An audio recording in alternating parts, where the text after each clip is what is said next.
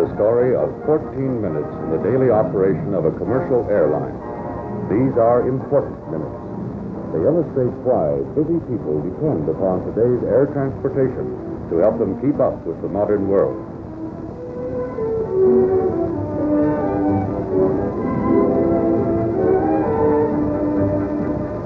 At the ticket counter of Capital Airlines in Washington, D.C., the attendant posts a report on Flight 900, the President.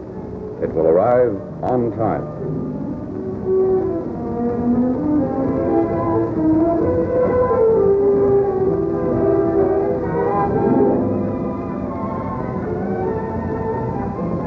Capital Airlines Flight 900 is a Viscount, the world's first turboprop airliner. Already in use on 40 major world air routes, the Viscount has cut flying time between cities as much as 30%. The plane is powered by 4 Rolls-Royce turboprop engines, whose speed without vibration provides distinctive passenger comfort.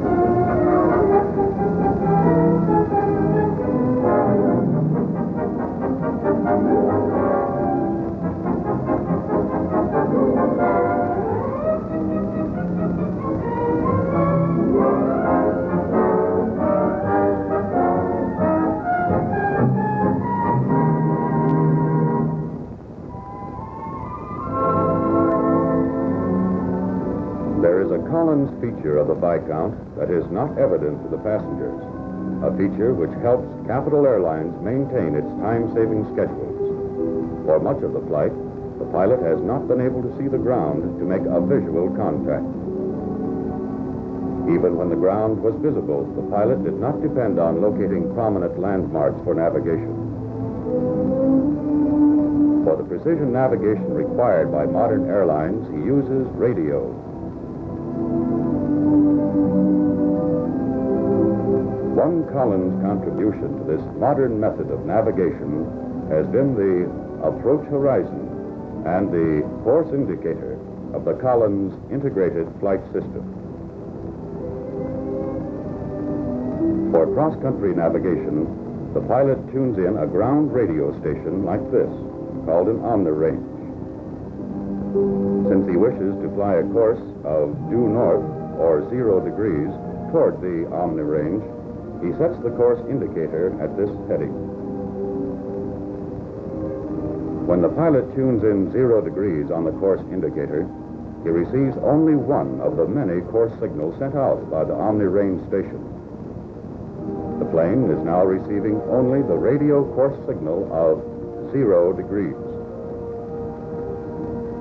This picture of an aircraft represents the pilot's plane on the course indicator. This line represents the course the pilot wishes to follow.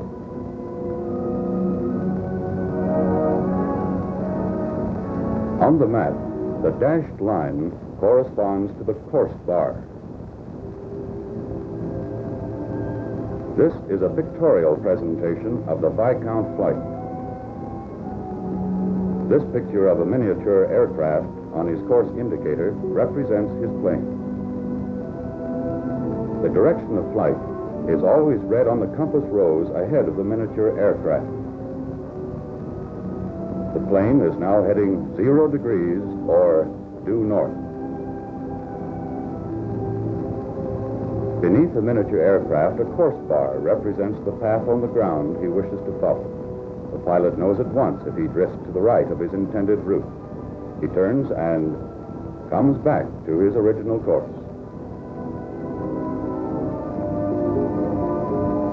If he drifts to the left, he corrects his heading. by steering to the right, and he is soon back on the course again.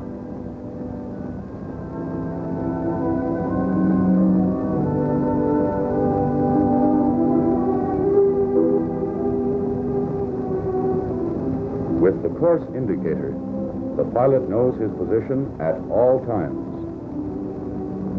This arrow shows that the radio omni station is ahead of the plane. When the plane passes over the radio omni range, the arrow reverses and indicates that the plane is now flying away from the station. In this way, the pilot can navigate from one omni range station to another during cross-country flight.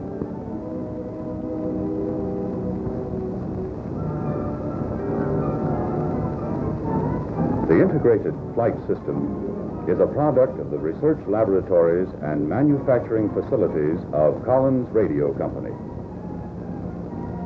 All components of the system are tested under the most rigorous of flying conditions. Collins engineers check the functions of the system for all attitudes and throughout a variety of synthetic and actual navigation problems. Using finely calibrated recording instruments, they supervise lengthy simulated flights under controlled laboratory conditions. In the White Room, skilled craftsmen, dressed in lint-free nylon, assemble the flight instruments. Every possible precaution is taken to make sure that injurious dust does not get into the delicate instrument mechanism during the manufacturing process.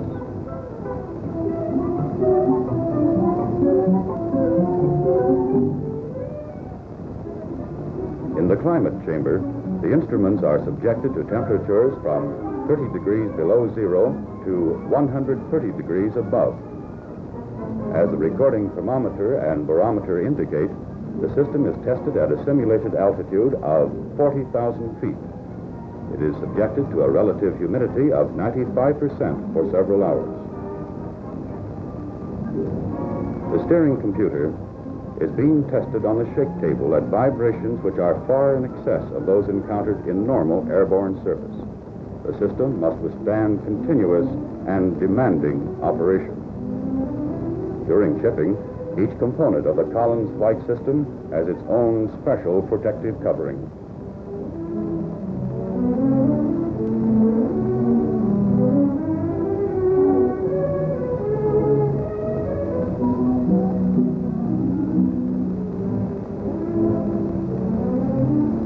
When the plane nears its destination, the pilot begins his approach procedure. He will use the integrated flight system and the instrument landing system signals transmitted from the airport. Capital 900 calls Washington approach control. He estimates the outer marker at 15. From Washington control, the pilot learns that he is cleared for a straight-in approach.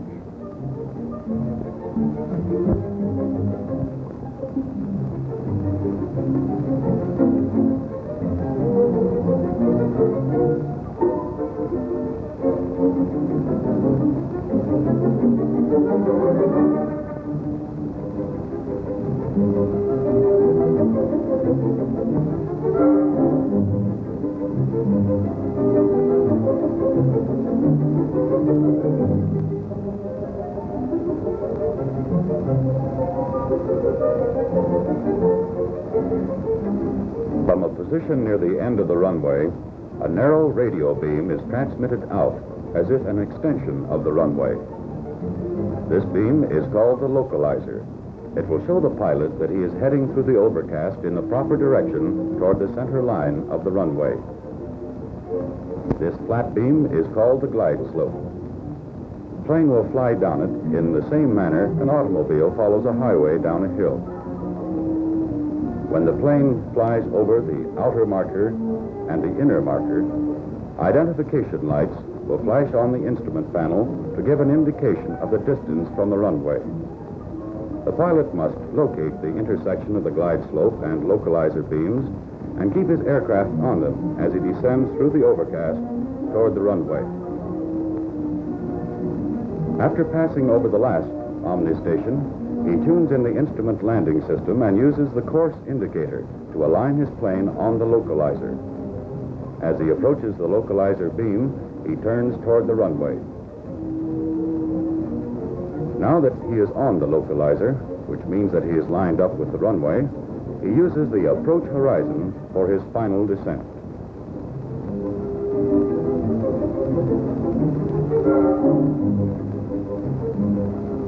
The miniature aircraft represents his plane. The steering pointer shows the pilot the heading he must fly to stay on the localizer. This pointer represents the glide slope. The aircraft is now flying on a level course below the glide slope. When the plane flies over the outer marker, a light flashes on the instrument panel. On the approach horizon, the miniature aircraft is even with the glide slope pointer.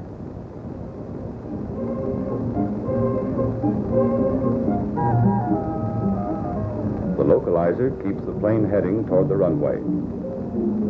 The glide slope shows the proper descent. The plane must stay on both beams.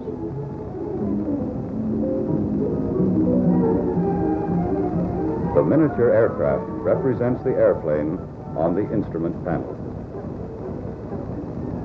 This indicator shows where the glide slope is. The plane is now rising above the glide slope. The pilot eases the wheel forward and the plane returns to the glide slope.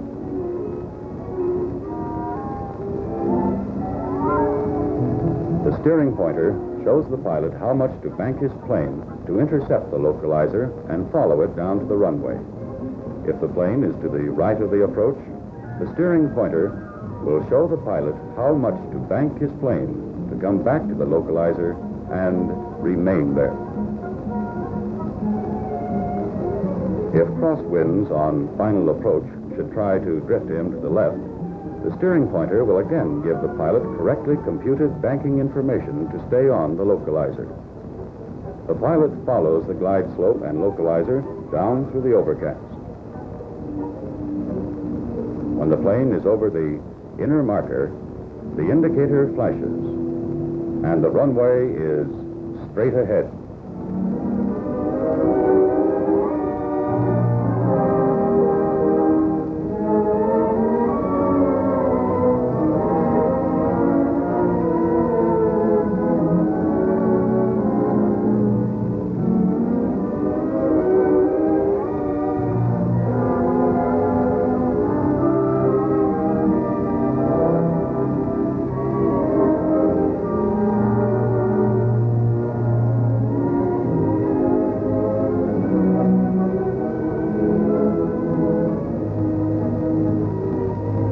Swiftly and surely, the Collins integrated flight system leads today's high-speed aircraft along the radio highway in the sky.